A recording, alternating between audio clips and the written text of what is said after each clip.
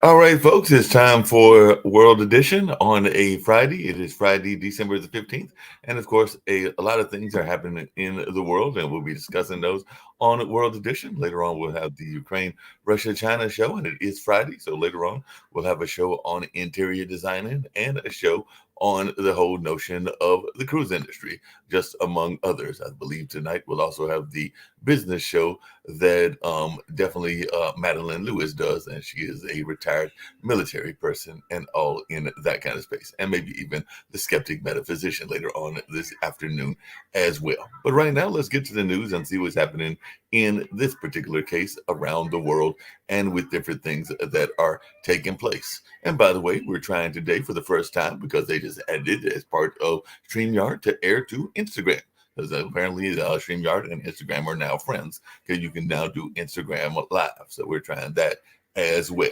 But Prince Harry wins partial victory in a newspaper phone hacking claim. So that is something that is going on. We know a lot of times people are concerned about hacking that takes place, whether it is in your own personal life, your business life, or in the case of royalty, in the royal life, and all in that kind of space. But yes, apparently Prince Harry was the victim of a phone hacking by the Mirror Group papers, according to what the judge has said, and all along those lines.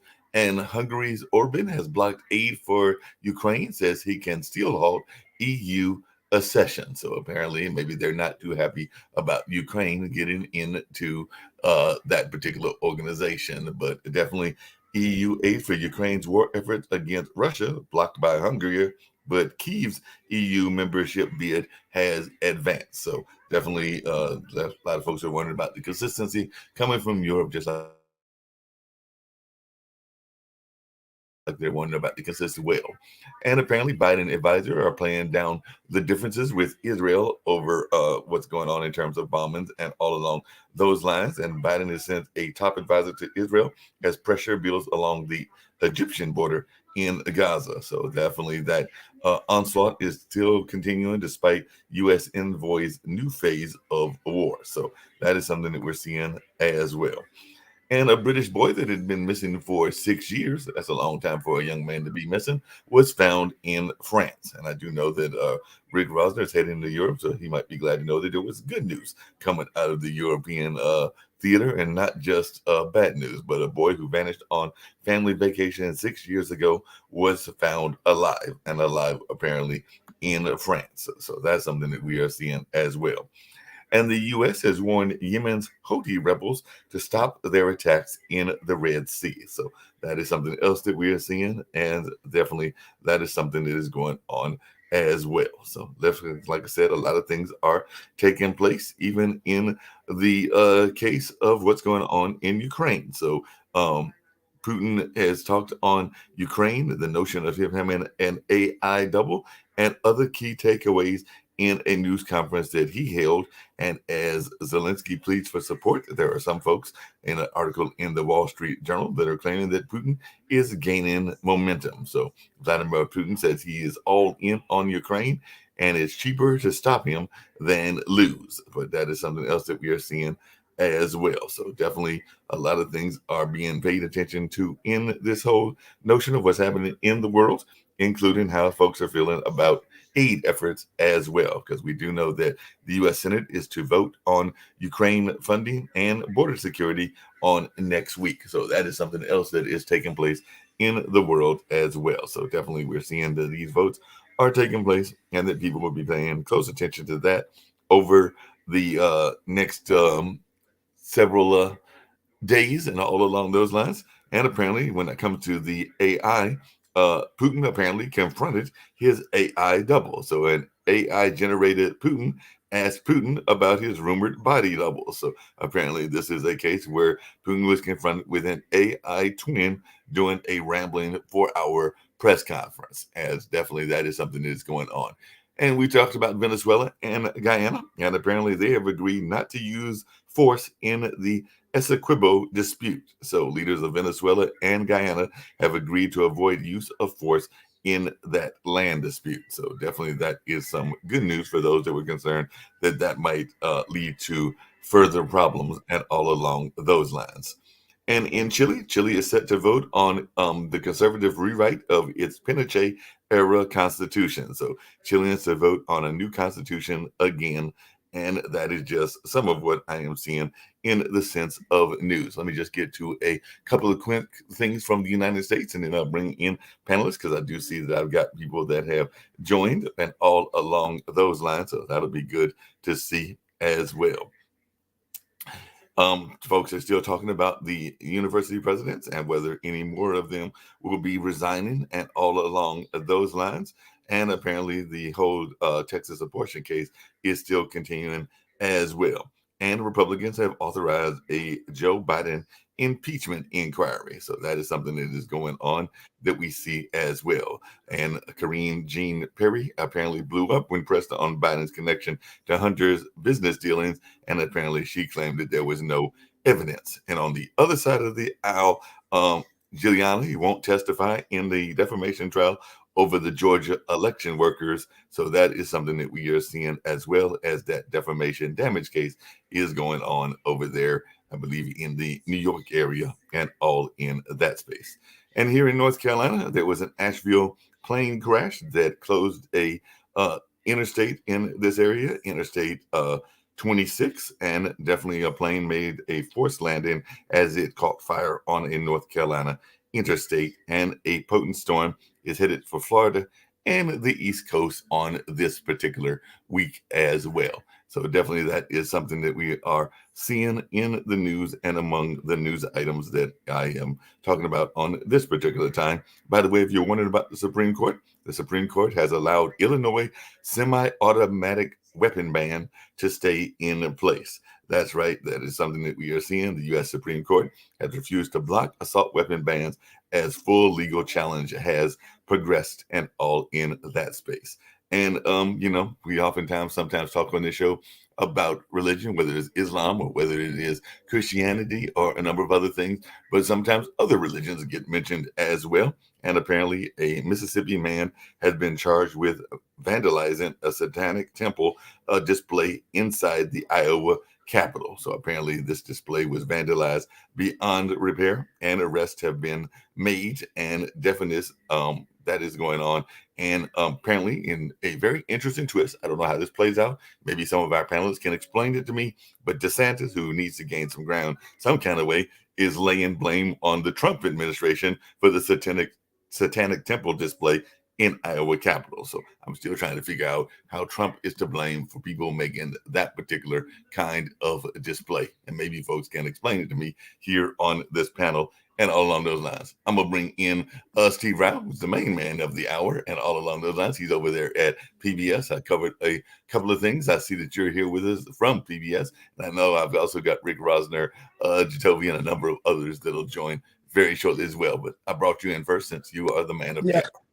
Well, thank you so much. And today I'm recording 3 shows. So I'm in the studio I'm going to leave for a break, come back, and then I go straight to WPTF. So it's the first day I've ever had 8 hours nonstop of media. So it's going to be very draining.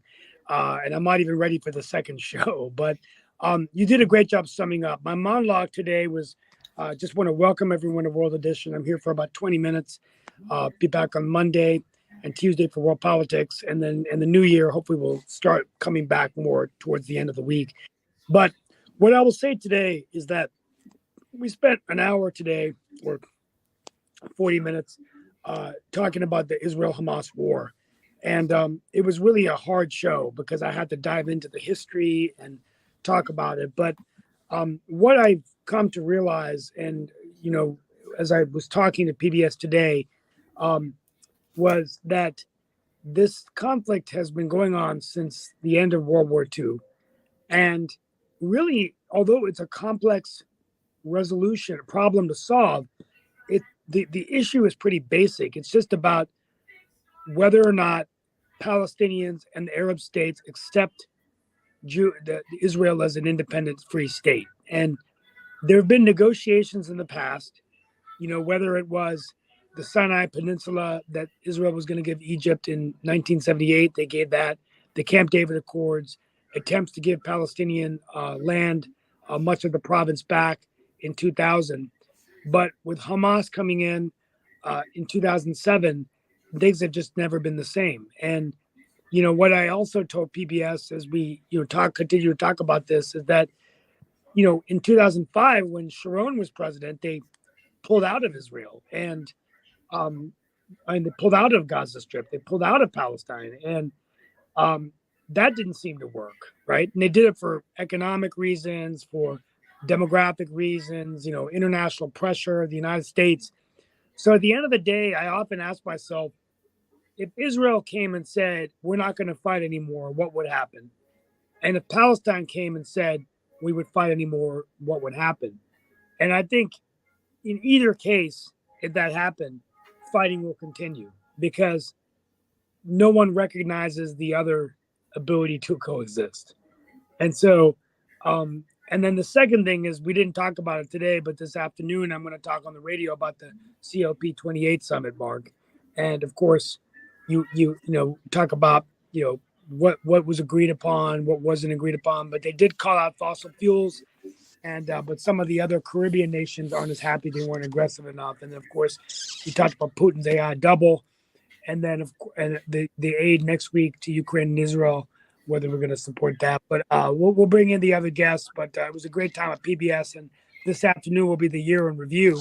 Maybe you guys can help me with anything that I should be talking about, because I'm kind of there's so much that happened this year, and it's hard to sum it up in a 30-minute show. But anyway, that's the state of the world today in World Edition. And the final thing I'll say is clean tech innovation. We talk about clean tech, but locally, what a lot can be done on startup, through sensors, the Internet of Things, through Solarize the Triangle, which is a local group here that's signed 291 contracts, yielding 480,000 in energy savings and a reduction of carbon emissions of 5 billion tons, all through collaborative partnerships with academia, government, and private industry. So these kinds of collaborations and innovation, as Bill Gates talks about in his book, How to Prevent a Climate Disaster, are incrementally important. And I think makes us realize that the government in and of itself cannot just reduce carbon emissions. And the second thing is, how do we wean ourselves off of fossil fuel? So he just went quiet and everything, so I think he might have gone out off of the mic there for a second, but hopefully he'll come back. I'm gonna bring in Rick Rosner, because the question I've got for Rick is actually what I was just talking about, and all along those lines.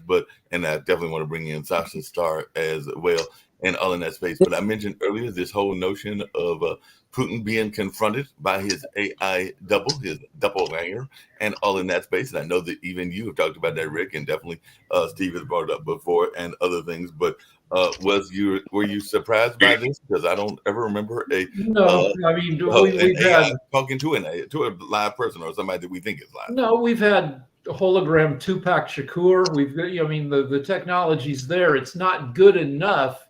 Like at the beginning of the war, people were hoping that Putin was fatally ill, that this was his last gasp, before he passes away. And it looks like that has not turned out. But AI is not sophisticated enough, were Putin to die, that they could pretend that, do a weekend at Bernie's with him via AI and pretend he's still alive and leading the country, where the technology's not there yet.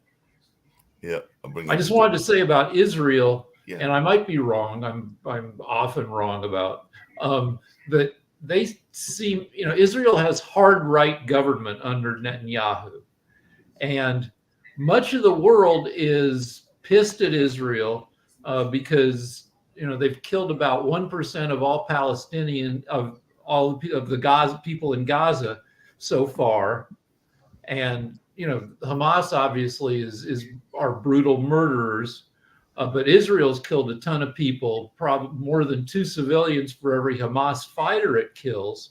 But I think what Israel is thinking is, Gaza is small, and they're just going to go in and do what they do, hit it hard, and that they'll be done, because Gaza's tiny before any meaningful opposition can be mobilized against Israel politically. And secondly, I think you can look at the history of Gaza and see that since Gaza became this entity, they've never had good, non-corrupt, competent leadership. So I'm guessing, and Sasha can correct me, that Israel thinks, well, after this war is over, incompetent, corrupt, terroristic leadership might take over again, but at least we will have wrecked Gaza, because 2/3 of dwellings in North Gaza have been destroyed. At least we'll have knocked Gaza back on its ass, that if they end up being led by terrorists again, they'll have fewer resources. I would like to add something that remember that Israel is the only country in the world, according to many sources, that has, as a part of their weaponry, they have military bulldozers. Now, what that means, there are giant bulldozers that can rubble any structure and make it obsolete, make it non-existent. Let's put it this way. Because even if, let's say there's a building and you bomb the building and it's all fell apart, but one wall is still erected. Okay, so you can build something around this wall, you can bring another wall, and then you put the roof, and then so you have a building, maybe not as great as it used to be, but still a building. Now, when you rubble it and there is nothing, it's a rubble and no walls, nothing there exists, you cannot resurrect it. It's history. So if all Gaza would be bulldozed, there will be no life for next 50 years. And it's okay, because there will be no more threats from Gaza. It will be ended. I'll tell you one thing. So everybody is criticizing Israel. It's very popular. It's great. Dirty Jews are there, and the government is not right, and Netanyahu is the wrong guy, and so on. You can say anything what you want. Remember one thing. Israel has about 100 warheads.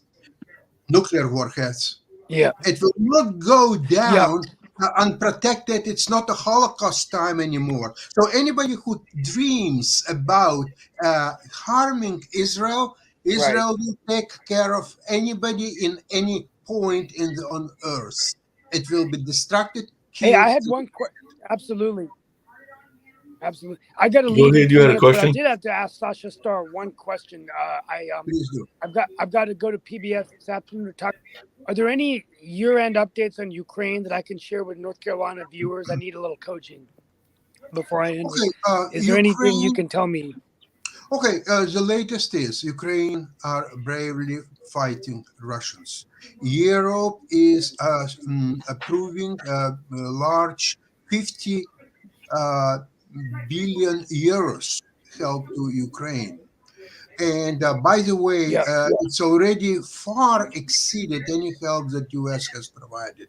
Now European Union is becoming a major platform for helping Ukraine.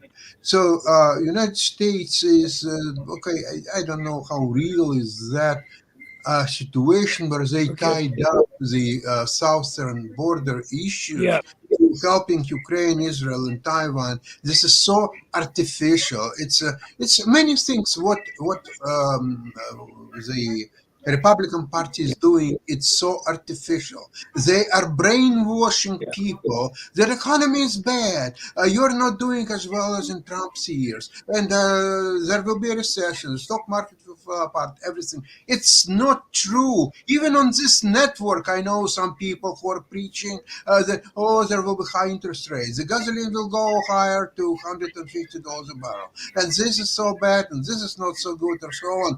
This is garbage and propaganda. In fact, the U.S. economy is doing much better than ever before. Ever before.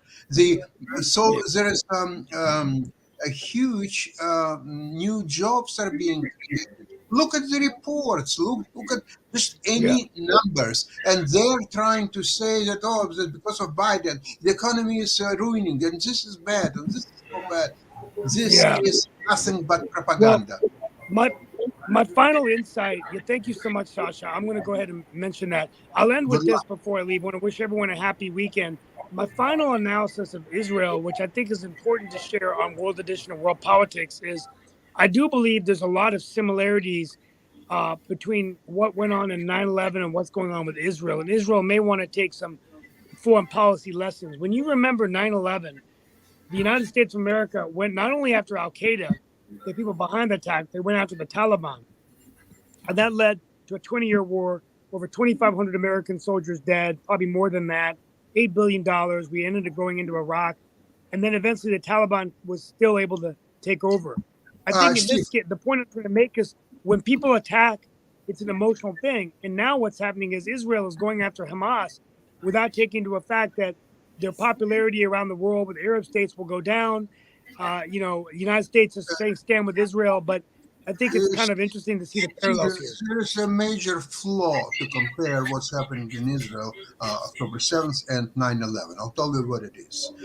The Al-Qaeda that attacked on 9/11, it was a terrorist amorphous structure that was not based in any particular country. So it wasn't Afghanistan or Iraq or somebody else who would attack the United States. It was a kind of amorphous organizations, which is a little bit of here, a little bit of there. So on October 7th, Israel, country of Israel, was attacked by Gaza, whether it's a country or whether it's whatever it is. So there is a war, a real war between Gaza and Israel. Take back, go away. It's the same thing when Germany attacked all the rest of the world in 1939. That was a war, and it finished only when one side completely distracted the other side. The best peace is when one side get the complete surrender of the other side, complete capitulation until Gaza and Hamas and Palestinians, they have to completely surrender. Take your arms, get your weapons out, release all hostages, then we can talk. Prior to that, you will be exterminated, period. Jacoby, you had a question? Well, it's interesting to see. Well, guys, I got to go. Thank you so much for that. I got to run. Thank you, guys. See you on Monday. Thank you. Good luck. God bless. Jacoby, you're on mute. Thank you. So just a few things that I wanted to push back on because we keep trying to tie the people of Gaza and the Israeli people. Yes. They are separate. Gaza did not go to war with Israel. Hamas did. It was not the people of Gaza. It was not the Palestinian people. It's even worse. Hamas is the government of Gaza. Let me finish. It was a legitimate attack. It was Hamas. Hamas is a government of Gaza. What are you talking about? 50% of the people of Gaza. I don't care. So then Palestinians have to get up their arms, get on their knees, and beg Israel to spare them. That's what they have to do. Again, Hamas is a terrorist organization. No. Sorry, my friend. You're wrong. Hamas is not a terrorist organization? Yes, it is. And that makes all Gaza a terrorist state. It's the same thing. Putin is a war criminal. That makes all Russia war criminal. So Gaza is the same thing. Let me finish my point, Sasha. Okay. Sasha, Hamas, we agree, is a terrorist organization. Hamas is the one that attacked Israel. Hamas is the one that beheaded the children and did all the things that they did. Netanyahu has been sending money to prop up Hamas because of the whole two-state solution. That's been well documented. He hoped that Hamas He will can control vote Hamas, and he That's was right. sending cash, unmarked bills, to Hamas to control Hamas. So Because Qatar, he did not so want to any mess with the other country, Palestinian and Authority. United This States. is all and documented, Sasha. This is all documented. It's all documented. But Everything I've I said don't has. argue with you on that. And yes, you are. You won't even let me finish my point. You're arguing. Bring your point. So again, the problem that we're running into, and this goes back to what Rick was talking about. The emotions right now are so high on every side. Because of Just the anti-Semitism. You Israel let me is an finish. independent Let me country finish. with And I can get hundreds to of the nuclear point. warheads. You're It not will even kill listening. and destroy You're not even anybody listening. who will just Are think you about listening to attacking even Israel. anything that I No am saying? more Holocaust, okay, Are my you friend? listening to what Remember I'm that. saying? Did I even advocate for that? No, Did you I don't say any you of that? advocate No, I for didn't. So can You I don't finish my statement? Okay, Can I finish my statement? Okay, do it. So again, emotions are so high at this particular point. Again, if I say anything about the Palestinian people and that the Palestinian matter of fact, I could pull it up right now. Mark, I'll share it for you. There was actually an expose that was just done yesterday where there were individuals that went and talked to the Palestinian people that are there and the ones that are being bombed and what they've talked about and what they've said and actually how they're being abused and how they're being treated.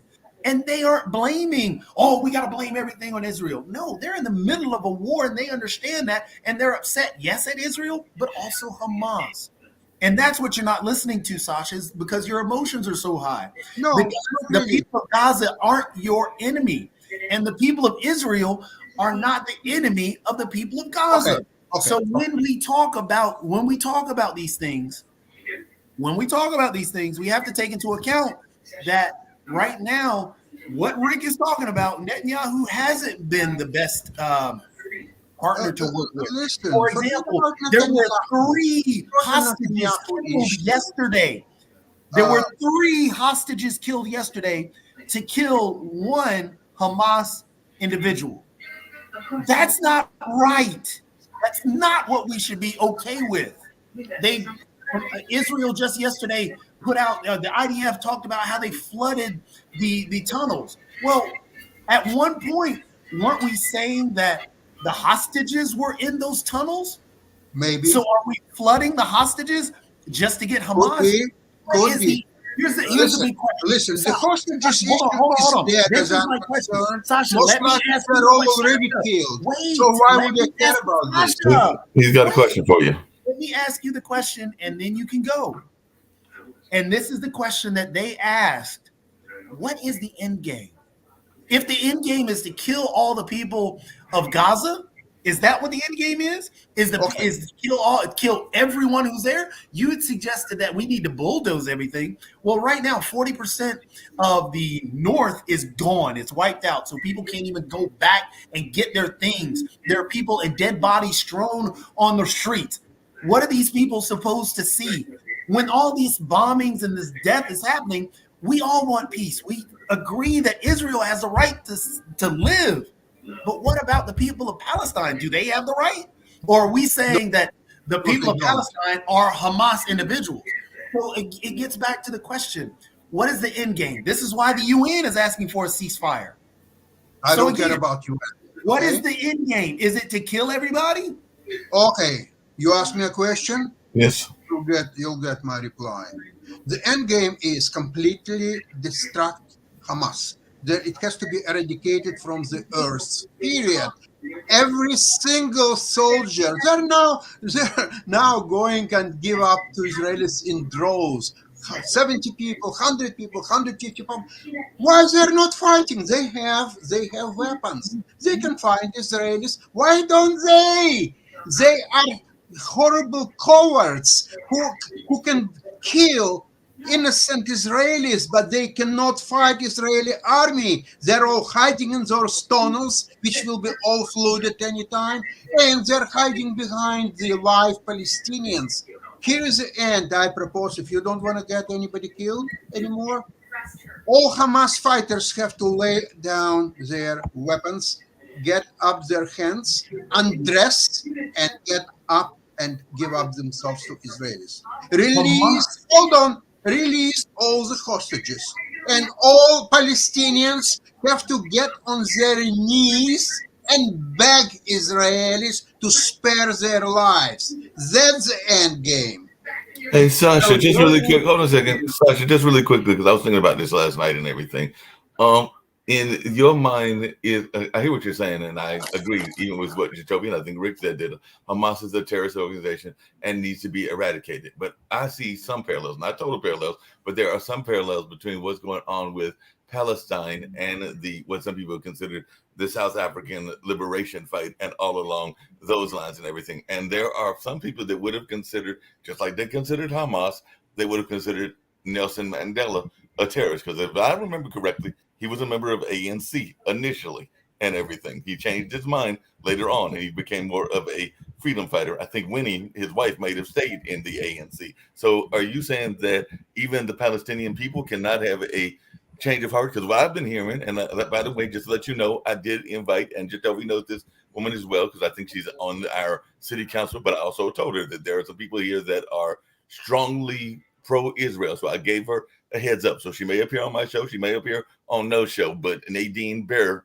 is a Palestinian Arab American that is involved in our politics. And I invited her to come onto the show, but I also gave her a heads up that there might be some pushback, because there is some, in my mind, just like you have an opinion, there is some anti-Arab sentiment here on this network and everything. So I just gave her a heads up that she might get some pushback if she comes on the show. And I think that was a fair thing on my part to do, just to give her that warning, because there is some people that might be anti-Arab here on this network as well. But my point is that, are you saying that, because just really quickly, and then I saw your hand, Rick, I have heard several people in different media sources that have said what Jacoby just said, which is that there is an anti-Hamas feeling in Palestine. As a matter of fact, I think that Jacoby brought up to you one time that there was literally a rally where they said F Hamas because they don't like Hamas, and all along those lines. There's a commercial that is running nationally here in the United States that basically says what you said, which is that Hamas basically is like saying, asking the Palestinian people to push back on Hamas and for them to get further control of their government and to get rid of Hamas. And this is a commercial that is running regularly. It's like a PSA and everything. And it's also very pro-Jewish and all along those lines. But that's just a little quick thoughts on my part and everything. But Rick, you had your hand up. So every single Palestinian in Gaza has suffered because of this war. And to the extent that the Netanyahu government has a coherent end game, I think it must be that when it's all wrapped up, which it will be, within a couple months, because again, Gaza's small, and there are 300,000 Israeli troops available to subdue it. That when it's over and they're rebuilding, that Israel has hit them so hard that the hope would be that there wouldn't be support for terrorist activity because they got punished so brutally for Hamas's actions. It's not winning over hearts and minds. Israel's not doing that. It's scaring the crap out of Palestinians. And I want just to address something that Lee Newton Rose was asking in chat, and I think Jacoby answered this one time before, but if you are in a war situation, I think you know this because you were in the military, Sasha. I was not. And all along those lines, I don't think anybody on this panel other than you was in the military that I'm aware and everything. But there is a kind of thing that goes on in the world. I believe it's called the Stockholm Syndrome and all along those lines. So if you're in the war, you are trying to stay alive, and you're trying to stay alive by any means. So that is why I think a lot of the people that are Palestinians are afraid to push back on Hamas, because they are trying to stay alive themselves, trying to survive themselves, and all along those lines. So they are afraid that if they push back and if they turn in Hamas, and Hamas has got all these guns and these weapons that they will not be on this earth much longer and all along that line. So I think personally that is why some people are afraid to push back and to turn over the Hamas leaders, even if they know the Hamas leaders, because they are trying to do just what many of us want to do just in life, which is survive and to survive as much as we can and all in that space. But that would be my thoughts and my answer to what Lee answers, because I think there are a number of people that are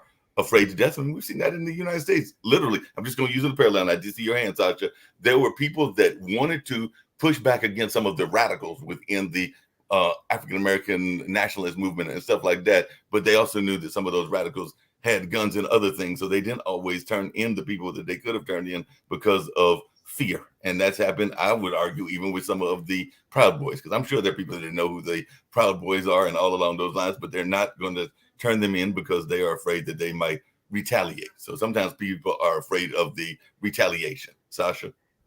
There is no longer retaliation from Hamas available. They are all either dead or soon to be dead. There will be no Hamas on the surface of this earth in about maximum 2 months, most likely 2-3 weeks. But I want to tell you something else. Okay, very often this wars, Ukraine, Russia, and Israel, Gaza, they are compared for many reasons. But I want to remind you something. It was Russia who attacked Ukraine, killing hundreds of thousands of people on both sides. Russia lost, by the way, 320,000 people, and Ukraine lost less than Russia, but a large number, okay? So there is no outcry in the world for Russia to stop this war, stop killing people. Why?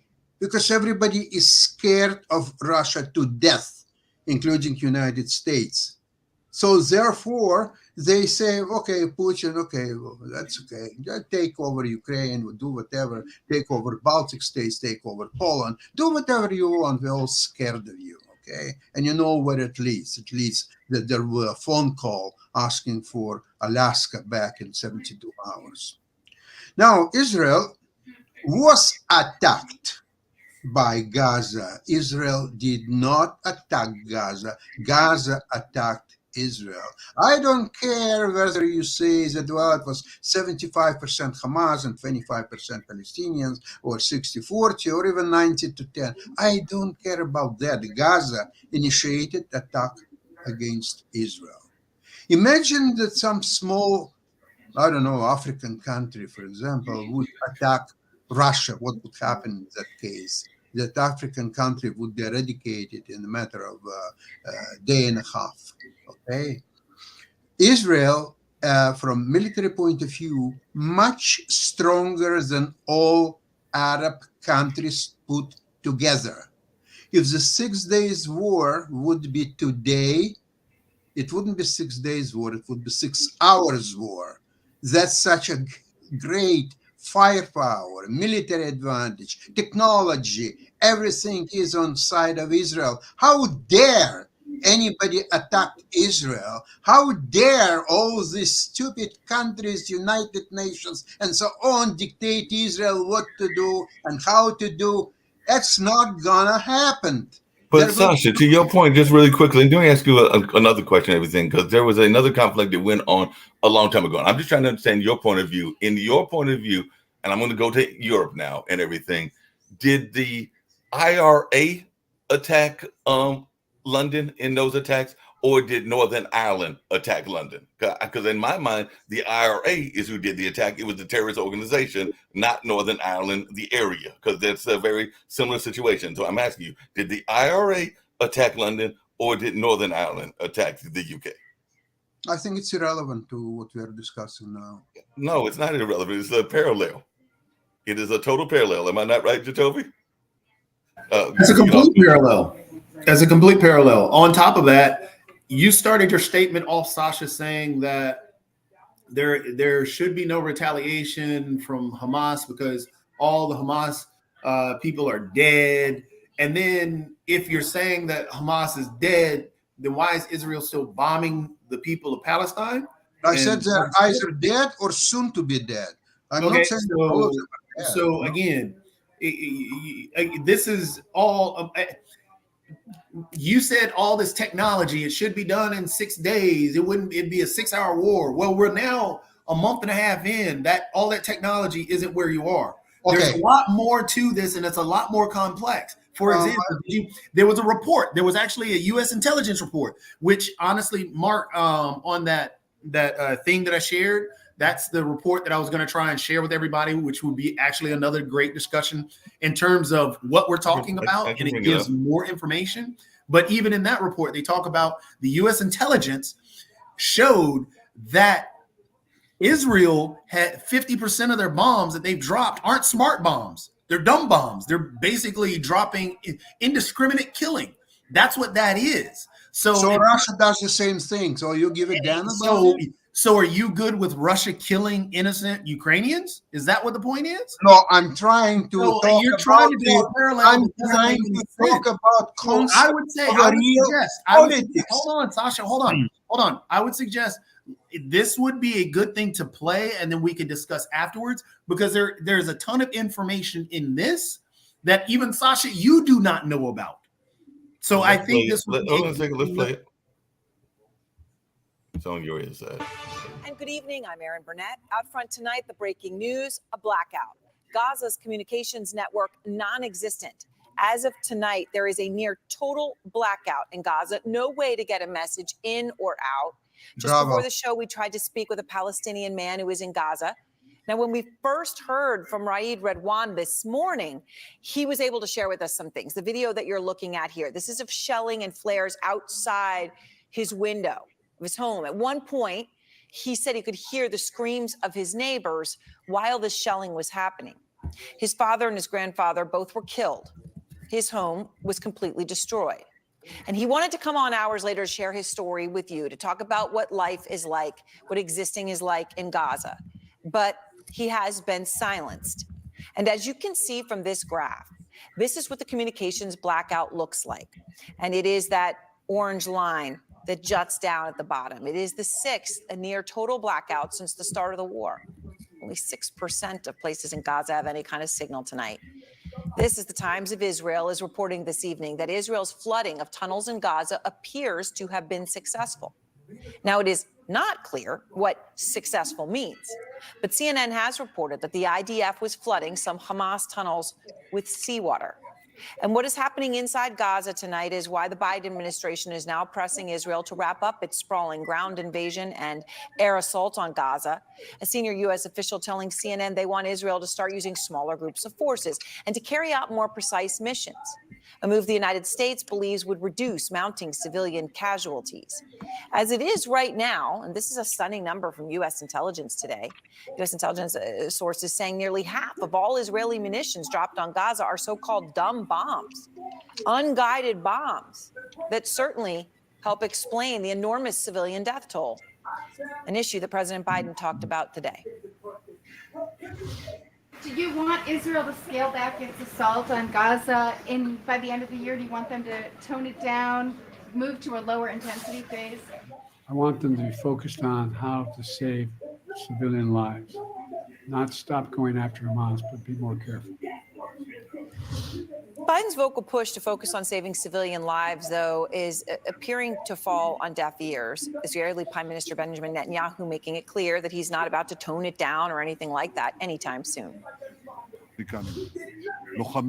Our heroic soldiers have not fallen in vain. Out of the deep pain of their having fallen, we are more determined than ever to continue fighting until Hamas is eliminated, until absolute victory. Absolute victory. It's strong words, but does anybody know what absolute victory looks like? If it's absolute destruction, much of Gaza is already there. Just look at images like these and this one. This is a child in Gaza today, a child that our Clarissa Ward saw. Clarissa and her team were in and were the first Western media outlet to gain independent access to southern Gaza without an IDF escort. And Clarissa joins me now. So, Clarissa, some of those images of children you saw, one can only imagine what it was like for you to be there with them in person. What else did you see?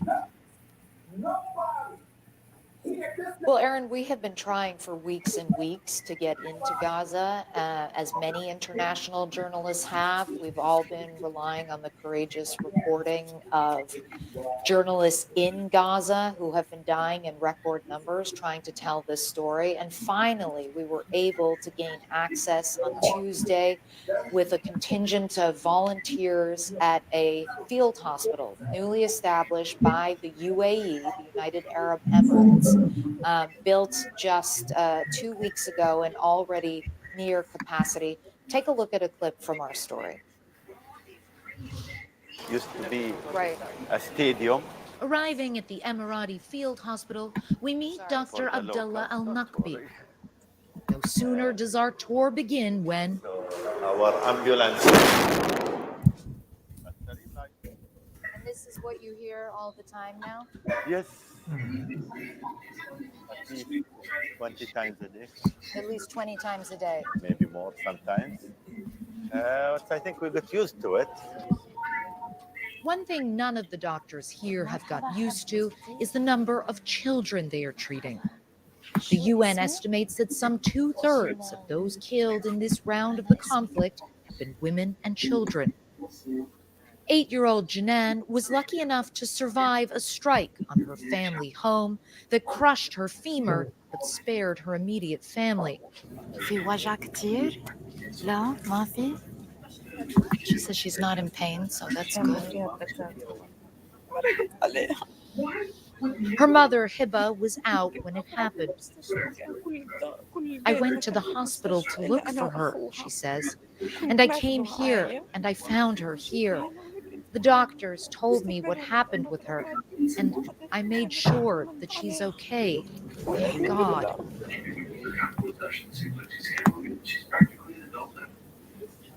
They bombed the house in front of us and then our home, Janan tells us.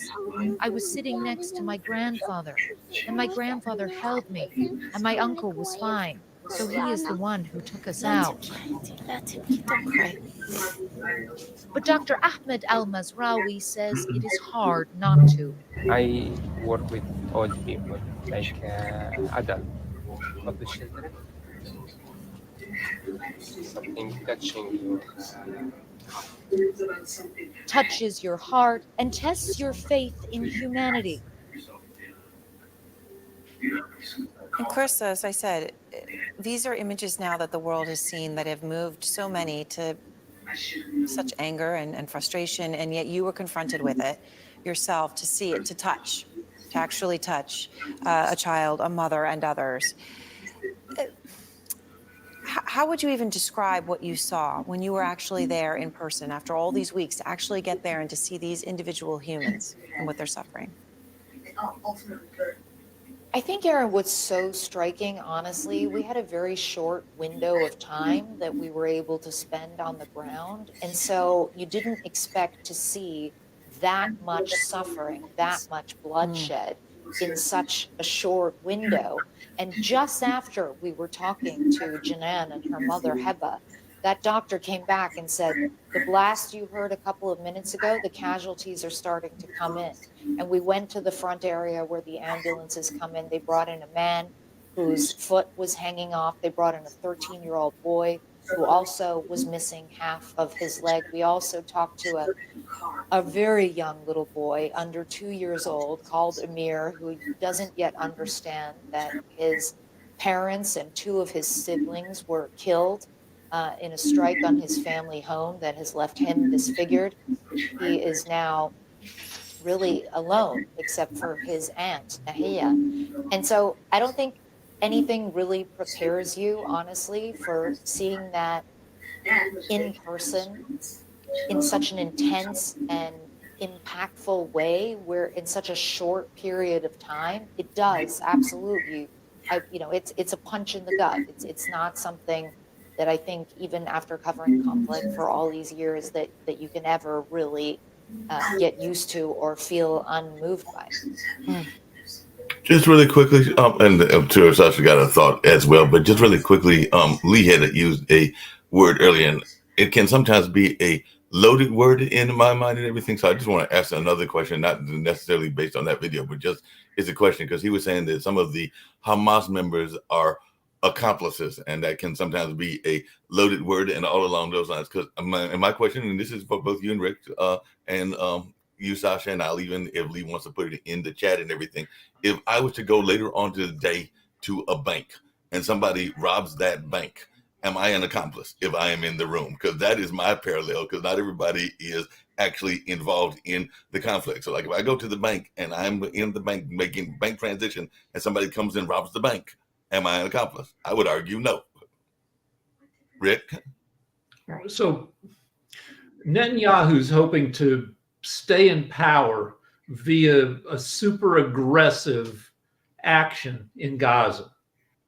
And I would think that what they're hoping is that the conversation 2 years from now, Gaza is filled with construction cranes. They've got full employment as tens of billions of dollars flood into Gaza to help rebuild. And Israel hopes that the discussion then in the rebuilding phase is somebody says, you know, Israel killed my brother, killed my mother, and we should attack Israel. And that the rest of the family says to that guy, shut your mouth. Things are good now. We have full employment. We've got a bunch of aid coming in, and let's just take what we've got and build good lives. And maybe that happens. They'll need some kind of competent governance, which they've never had, for anything like that to happen. Jacoby, you on mute. Sasha. Okay, let's go from complicated things to simple things. There is a well-known theory, real politics, and one of the best representatives is Professor John Mearsheimer. Now, what that means, let's see two countries exist each to other, and one is much bigger and stronger, like Russia. Another one is smaller and weaker, let's say like Ukraine. So, according to him, the smaller and weaker nation has to get up in the morning and ask its neighbor, how do you feel today? What can I do for you? Would you like me to dance or sing a song and any and which way to oblige its a larger neighbor? Okay. What we see in Israel is that Israel way much stronger than Gaza, as I said already before. I don't want to repeat it. And here, Gaza not only asking politely Israel, how do you feel? What would you like us to do for you? No, they are going to attack much bigger and stronger nation. What should happen in this case? Retaliatory destruction of the smaller and weaker state, whatever Gaza is, and to go from there. That is a real politics. Why nobody criticizing Russia for its attack against Ukraine? No, Sasha, I think several people are criticizing Russia and everything, but the other thing I would argue, partially what you're saying, is that that actually comes down to this notion of colonialism and neo-colonialism, because based on that analogy that you just made, I would argue that just about every Asian and African nation did exactly what you just said, because they didn't just bow down to the four major European powers. They actually fought back against those powers, whether it was France, whether it was England, whether it was the other powers as well. Mark, excellent point. Excellent. And if Gaza started to feel strong enough that they could challenge Israel's superiority, try it, prove it, fight Israel. But they're not fighting, they're just give up their arms, they're going into submission. And I don't understand how the scholars were even thinking about ever attacking Israel. But I think the point that Jacoby's here to make is that those people did not attack Israel. It was the terrorists that attacked Israel that are part of the organization. But I'll let Jacoby speak for himself and everything. Yeah, you keep trying to make the people of Gaza and the Palestinian people into Hamas. They are different. You just saw a video. There were no people there with arms saying death to Israel, death to the Jews, or anything. They were in hospitals, and they were just simple people just like us. Yeah. So Ian, you keep different picture on October 7th. Though. Hold on. You keep trying to make this point that it was the Palestinian. No, it was Hamas. You keep trying to make a point that all they have to do is give up their arms. Well, you're trying to ask a terrorist organization that's hell-bent on it doesn't matter who it kills, doesn't matter, because they've killed more Muslims than they have Jewish individuals. So you're asking for a terrorist organization who has no regard for life, doesn't care about anything but money and their ideology and their bastardization of the actual religion. You're asking for them to have common sense and listen to this, because as soon as that happens, we'll stop killing the Palestinians. Do you realize how twisted that is? That's like me saying, well, my neighbor has my lawnmower. I'm going to go over here and beat up my other neighbor until this guy gives me my lawnmower back. Okay, Jatovi, before I will go out, because I have a show. You got the Ukraine-Russia challenge. Let We all me got it. remind you that Dr. Lockwood on one of Ukrainian shows, he mentioned one very interesting thing, that in Germany, Russians, after invading Germany in 1945, in short 3 months, they I don't know how successful it could be, more than that, they raped 2 million German women. Those who hated Hitler, those who supported Hitler, it doesn't matter. That is all called collective responsibility. Just by being German in Second World War, you are done, you're tossed. The best what you can do is to be raped. Otherwise, punishment is actually a UN war crime.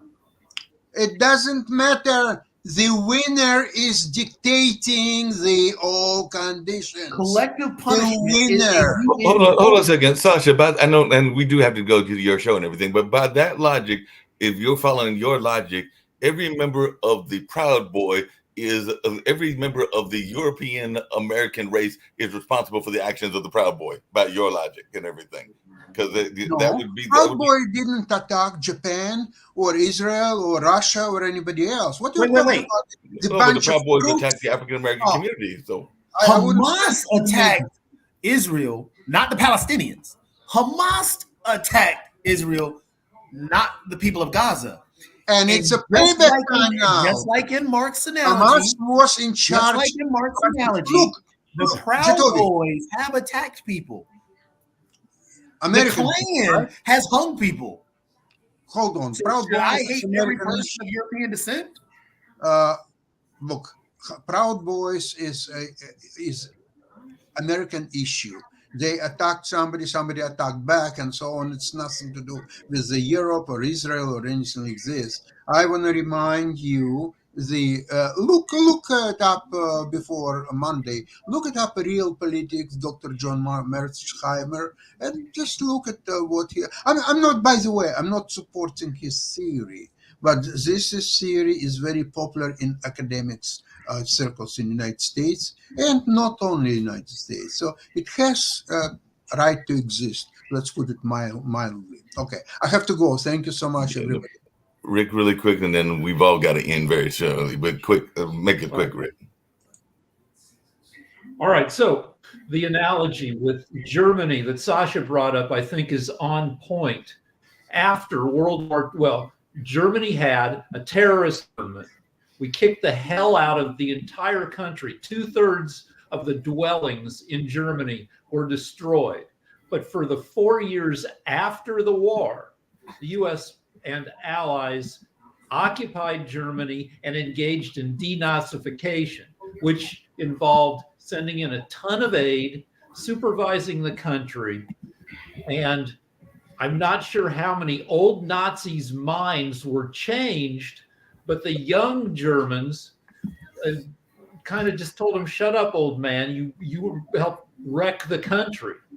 So if you can get if you can get aid into Gaza, if you can rebuild the country, and if you can occupy it with competent governance, which has never happened since 1948. There's a chance that a rebuilt Gaza would not attack as much.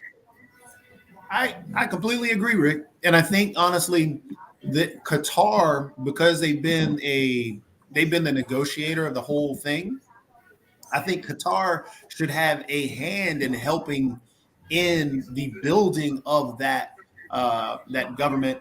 And honestly, I mean, if the ceasefire were to happen and then the Palestinian Authority, which they're trying, that's the only other actual notable government there. If somehow the people of Qatar, the ones who are helping negotiate the hostages and so on and so forth, that have been seen as a non-partisan player in the issue right now, that's how they've been able to negotiate. So if they were to have a hand in helping the Palestinians build that government up, and hopefully Egypt as well, because I think Egypt could play a good role in there. And everybody keeps reporting that, oh, well, the people of the Arab nations, even Egypt didn't want it. Well, Egypt didn't want, part of the reason why Egypt wasn't allowing the people of Gaza to cross was because they didn't want the people of Gaza to lose their land. And because of the history of the whole thing. That's what the foreign relations minister had said and everything else. So it wasn't just one thing that everybody focuses on. Oh, well, the terrorist organization could be hidden. That's one part. But the other part is the fact that they didn't know if they would be able to return to the land after they had been displaced. So the whole displacement is part of the history of that region. And so we've got to understand that portion and what's going on with the shifting of people. I mean, it's just a horrible situation. And the reason I showed that video is because we forget the humanity. Anti-Semitism is on the rise, and we have to fight back hard against that. And we have to stand 2 feet, nails down, everything to do anything we can to stop the anti-Semitic behavior that's growing. Right behind that anti-Semitic behavior, we still have anti-Muslim that's really on the rise because of the situation as well. Because we have to be able to talk about both in the situation that we understand the anti-Semitism is on the rise, and we've got to fight that. We've got to also agree that this is on the rise as well, and we've got to be able to understand the humanity, like that little girl who got her pelvis crushed. She didn't do anything. She just so same thing with the Hamas is using rape as a tool. That's disgusting. That is, and so they are a terror, and we can agree till we're blue in the face that, but that's the part that always gets me is I just don't understand why we can't talk about the humanity of the situation without getting to, well, if you talk about the Palestinians, that means you're anti-Semitic. No, it's not.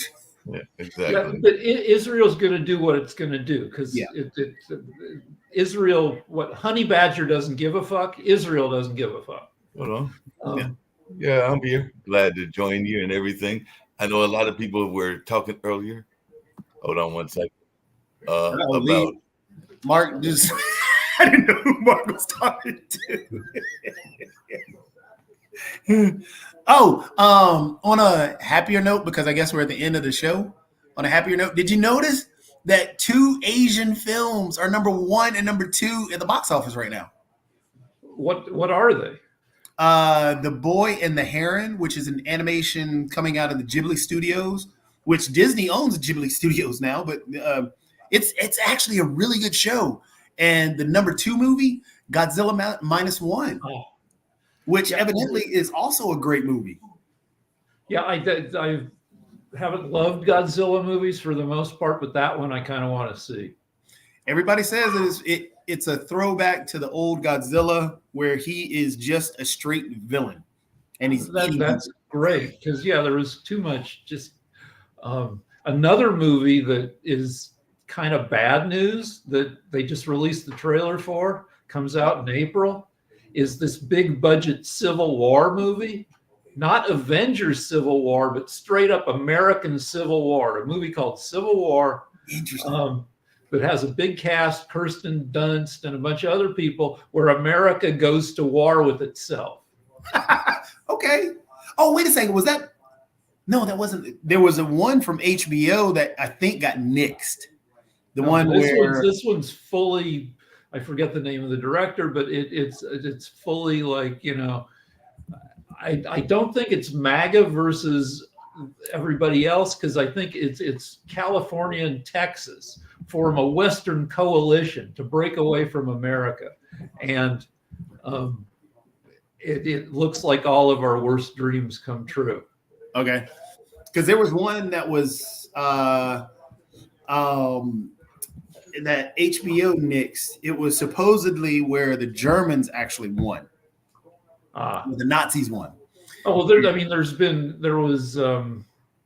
Man in the High Castle, which ran for a few seasons. That was Philip K. Dick's version of that. Because the guys from Game of Thrones, the showrunners from Game of Thrones, were supposed to do this one, but it got nixed. Yeah, probably based on Fatherland by Thomas Harris, maybe. Possibly. Yeah. So I'm curious. And then there's a new Ryan Reynolds movie coming, and it's not Deadpool. It's a movie called If. It's a whole imaginary thing where if the things you believed as a kid were real, and so the guy grows up and sees all the real stuff that he had dreamed about. Yeah, so, I'll watch anything he's in. I find him charming. I do too. I really do enjoy Ryan Reynolds.